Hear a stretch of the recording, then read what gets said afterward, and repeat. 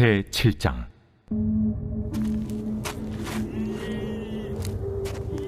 주 여호와께서 내게 보이신 것이 이러하니라. 왕이 풀을 벤 후 풀이 다시 움돋기 시작할 때에 주께서 메뚜기를 지으심에 메뚜기가 땅의 풀을 다 먹은지라. 내가 이르되 주 여호와여, 청하건대 사하소서. 야곱이 미약하오니 어떻게 서리이까 하매 여호와께서 이에 대하여 뜻을 돌이키셨으므로 이것이 이루어지지 아니하리라. 여호와께서 말씀하셨느니라. 주 여호와께서 또 내게 보이신 것이 이러하니라. 주 여호와께서 명령하여 불로 징벌하게 하시니 불이 큰 바다를 삼키고 육지까지 먹으려 하는지라. 이에 내가 이르되 주 여호와여, 청하건대 그치소서. 야곱이 미약하오니 어떻게 서리이까 하매 주 여호와께서 이에 대하여 뜻을 돌이켜 주 여호와께서 이르시되 이것도 이루지 아니하리라. 또 내게 보이신 것이 이러하니라. 다림줄을 가지고 쌓은 담 곁에 주께서 손에 다림줄을 잡고 서셨더니 여호와께서 내게 이르시되 아모스야, 네가 무엇을 보느냐? 다림줄이니이다.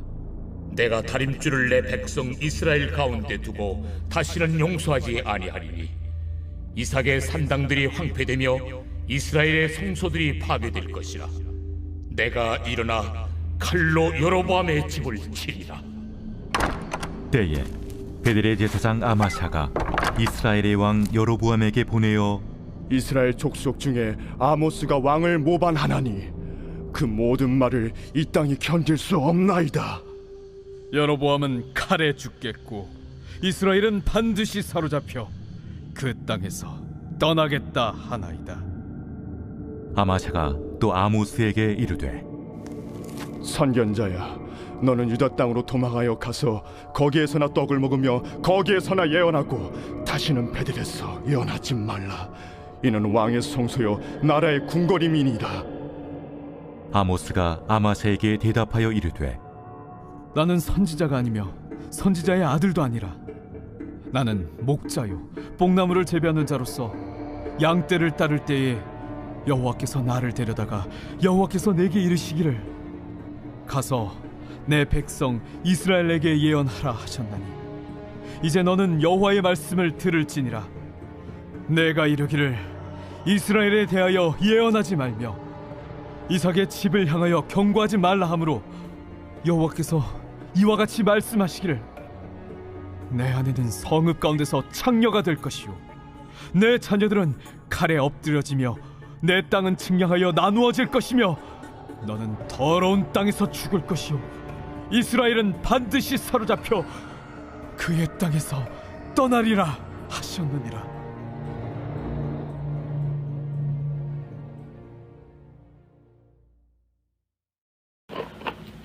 아모스 1장에서 2장은 이스라엘을 둘러싸고 있는 이방 나라들에 대한 하나님의 심판에 대한 경고의 말씀입니다.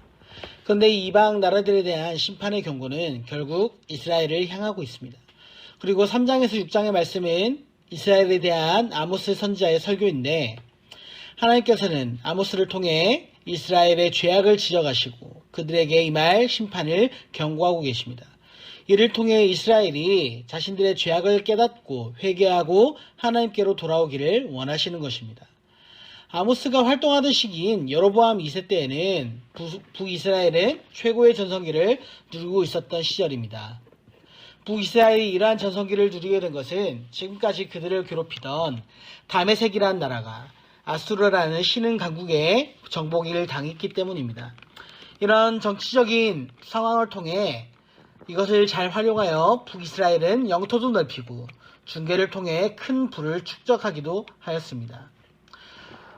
정치적으로 경제적으로 안정된 가운데에서 그들은 사치와 교만과 우상 숭배에 빠져들게 됩니다. 아모스는 이러한 이스라엘의 죄를 지적하며 그들이 회개하고 하나님께로 돌아오지 않으면 심판이 임한다라는 메시지를 전했지만 당시 북이스라엘의 지도자와 선지자들은 자신들이 정치, 경제적으로 안정을 누리고 평안한 삶을 살게 된 것은 하나님이 축복하셨기 때문이라고 생각을 했기 때문에 아무런 문제가 없다고 판단하였습니다. 그러나 정말 그랬는가 살펴보면 이것은 잘못된 생각이라는 것을 알 수 있습니다. 지도자들은 최고의 전성기를 누리고 있었지만 가난한 자들은 말할 수 없는 고통 가운데 살고 있었기 때문입니다. 착취와 불의와 불법이 판을 치는 시대였습니다. 하나님의 공의와 긍휼이 넘쳐나야 할 나라 가운데 이방인들의 가치관이 가득합니다. 그럼에도 불구하고 그들은 자신들이 하나님을 잘 섬기고 하나님을 잘 믿었기 때문에 하나님의 축복으로 인해 잘 살고 있다라고 착각하고 있었습니다. 북이스라엘 백성들이 이러한 모습을 나타냈다는 것은 이미 그들의 마음 가운데 이방의 종교인 바알의 가치관이 자리를 잡고 있었기 때문입니다. 이러한 이스라엘에 대하여 아모스는 7장에서 9장의 말씀에서 하나님께서 보여주신 이 환상을 통해 그들에게 임할 하나님의 심판을 말씀하고 있습니다. 이 환상들을 통해서 말씀하시고자 하는 그 의미가 무엇입니까? 첫 번째는 바로 메뚜기의 환상입니다. 1절에서 3절까지 말씀을 함께 보시겠습니다. 주 여호와께서 내게 보이신 것이 이러하니라. 왕이 풀을 벤 후 풀이 다시 움돋기 시작할 때 주께서 메뚜기를 지으심에 메뚜기가 땅의 풀을 다 먹은지라. 내가 이르되 주 여호와여 청하건대 사하소서. 야곱이 미약하오니 어떻게 서리이까 하매 여호와께서 이에 대하여 뜻을 돌이키셨으므로 이것이 이루어지지 아니하니라. 여호와께서 말씀하셨느니라. 왕이 풀을 벤 후라는 말은 왕의 목초지에서 풀을 베어 거두어들인 후 다시 풀이 자라나는 때를 말합니다. 3월이나 4월에 내리는 늦은 비를 맞고 자란 곡식들을 의미합니다. 이 말씀은 가을에 자란 첫 번째 곡식을 왕에게 반강제적으로 모두 상납하고 그 이듬해 봄에 곡식이 늦은 비를 맞고 자랄 때를 뜻하는 겁니다.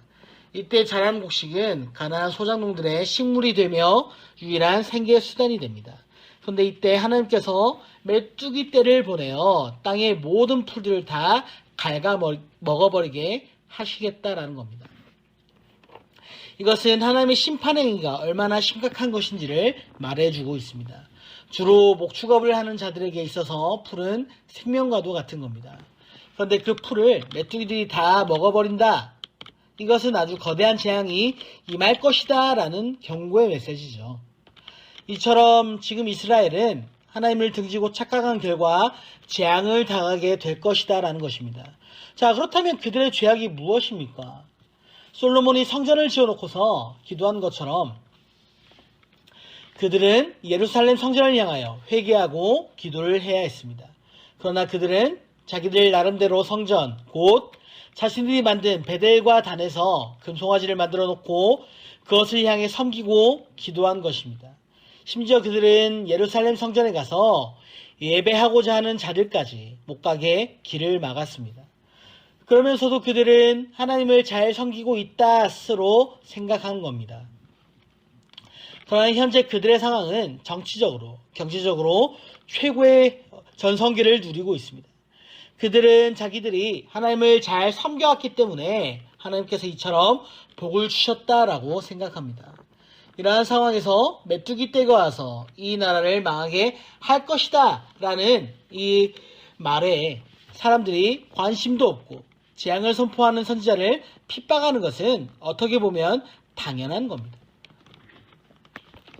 이 우상숭배의 죄악으로 인해 북이스라엘에 어떠한 일들이 일어납니까? 열왕기하 15장의 말씀에 보시면 이 환상대로 곧 아수르가 북이스라엘을 쳐들어옵니다. 물론 여로보암 왕 때 쳐들어온 것은 아니지만 무나헴 왕 때 아수르의 왕이었던 불이 공격해 들어옵니다. 이때 메뚜기 떼가 습혀가여 풀을 싹 갉아먹듯 무나헴이 많은 조공들을 바침으로 아수르가 물러갑니다. 두 번째는 바로 불 환상입니다. 곧 불로 징벌을 하시는데 불이 큰 바다를 삼키고 육지까지 다 먹으려고 한다는 겁니다. 4절에서 6절의 말씀을 함께 보겠습니다. 주 여호와께서 또 내게 보이신 것이 이러하니라. 주 여호와께서 명령하여 불로 징벌하게 하시니 불이 큰 바다를 삼키고 육지까지 먹으려 하는지라. 이에 내가 이르되 주 여호와여 청하건대 그치소서. 야곱이 미약하오니 어떻게 서리이까 하매 주 여호와께서 이에 대하여 뜻을 돌이켜 주 여호와께서 이르시되 이것도 이루어지지 아니하니라 하시니라. 이것 또한 베가 왕 때에 반아수르 정책을 펼치자 아수르의 왕이었던 디글랏 빌레셋이 쳐들어와서 호세아를 왕으로 세워놓고 물러갑니다. 그러나 이때에도 북이스라엘은 완전히 망하지는 않았습니다. 풀을 먹어치우는 메뚜기처럼 바다와 육지를 불로 살라버리는 것처럼 아수르가 두 번에 걸쳐 침략하였지만 아직 완전히 멸망하지는 않았습니다.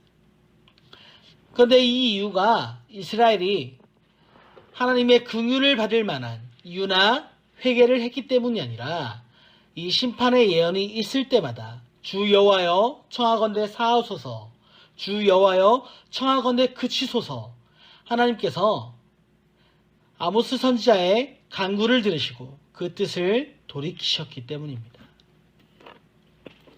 이어서 7절에서 9절까지 말씀을 보시겠습니다. 또 내게 보이신 것이 이러하니라. 다림줄을 가지고 쌓은 담 곁에 주께서 다림줄을 잡고 서셨더니 여호와께서 내게 이르시되 아모스야 내가 무엇을 보느냐. 내가 대답하되 다림줄이니이다. 주께서 이르시되 내가 다림줄을 내 백성 이스라엘 가운데 두고 다시는 용서하지 아니하리니 이삭의 산당들이 황폐되며 이스라엘의 성소들이 파괴될 것이라. 내가 일어나 칼로 여로보암의 집을 치리라 하시니라. 하나님께서는 아모스 선지자에게 마지막으로 다림줄 환상을 보여주셨습니다. 다림줄이란 벽이나 기둥이 제대로 세워졌는지를 알아보는 추가 달린 실을 뜻합니다.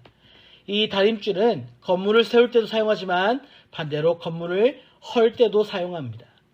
그런데 특이한 것은 이 세 번째 환상에서는 앞선 두 번의 환상과는 달리 아모스가 하나님께 중보하고 간구하지 않는다라는 겁니다. 아모스가 이 다림줄의 환상은 이제는 더 이상 하나님께서 이스라엘을 용서하실 마음이 없다, 완전한 심판을 하실 것이다 라는 것을 캐치하고 있었음을 이야기합니다.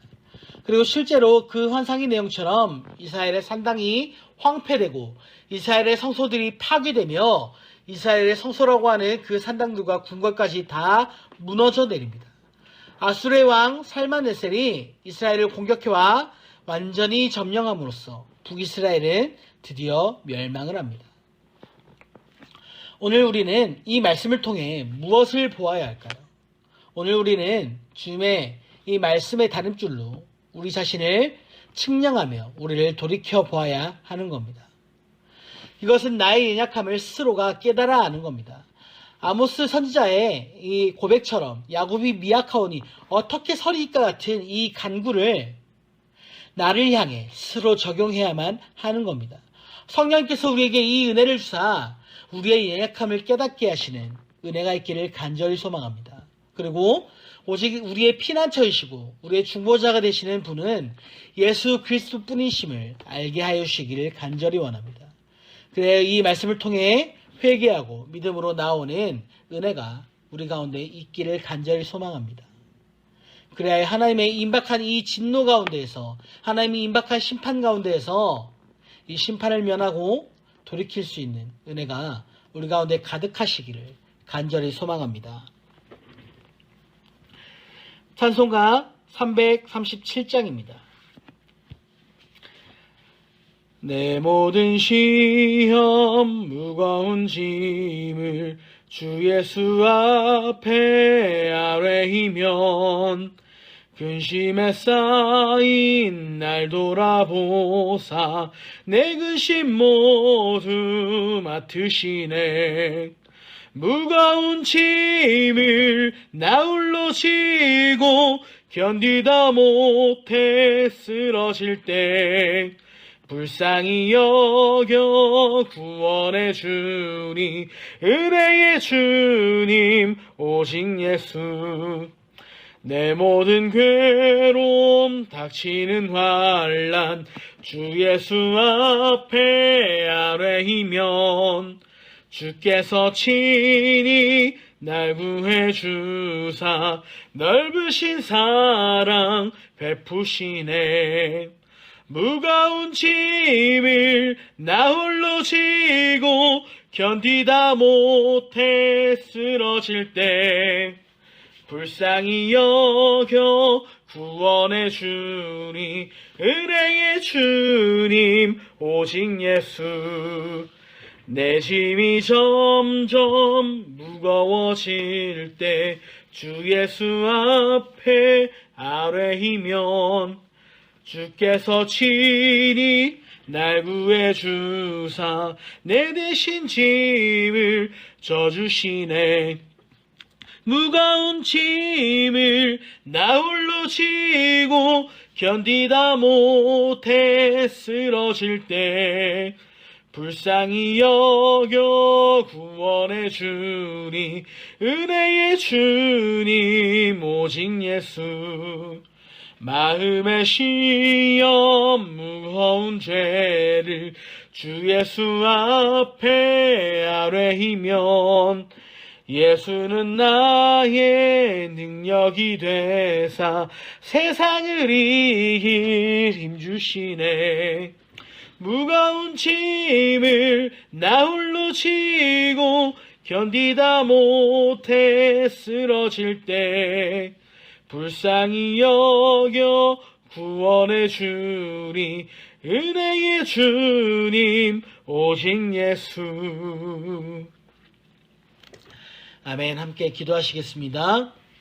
하나님, 오늘도 우리가 아모스 선지자의 이 말씀처럼 주님 우리에게 임박한 하나님의 진노와 하나님의 심판의 메시지를 봅니다. 주님, 우리가 하나님을 떠나 믿음을 떠나 살아가면서도 우리가 하나님을 잘 믿고 있다, 하나님을 경외한다, 하나님을 사랑한다, 우리의 입술과 우리의 마음을 속이며 거짓된 신앙생활을 하고 있지는 않습니까? 우리를 불쌍히 여기시고 우리가 오직 주님을 바라보며 온전하게 믿음으로 살아갈 수 있도록 우리를 붙잡아 주시옵소서. 주님, 우리의 입술 가운데 주님 아모스 선지자의 이 말씀처럼 주님 우리가 어떻게 하나님 앞에 온전하게 서겠습니까? 우리를 불쌍히 여겨 주시옵소서. 우리를 긍휼히 여겨 주시옵소서. 우리의 죄를 용서하시고 사하시고 그쳐 주시옵소서. 주님 앞에 우리를 돌아보며 주님 앞에 우리의 죄를 회개하며 믿음으로 나아가길 원하오니 주님 우리의 입술의 이 고백들이 주님 진실하여질 수 있도록 하여 주시고 온전하여질 수 있도록 하여 주시고 하나님의 말씀 앞에 우리의 믿음이 온전하게 굳건하게 세워져 나가는 은혜가 있도록 하여 주시옵소서. 모든 순간순간마다 하나님을 따라가는 은혜가 있길 원하오니 하나님의 이 메시지를 바라보고 하나님의 말씀을 바라볼 때 주님 깨닫게 하시고 믿음으로 살아갈 수 있도록 우리의 믿음이 굳건하게 세워져 나가게 하여 주시옵소서.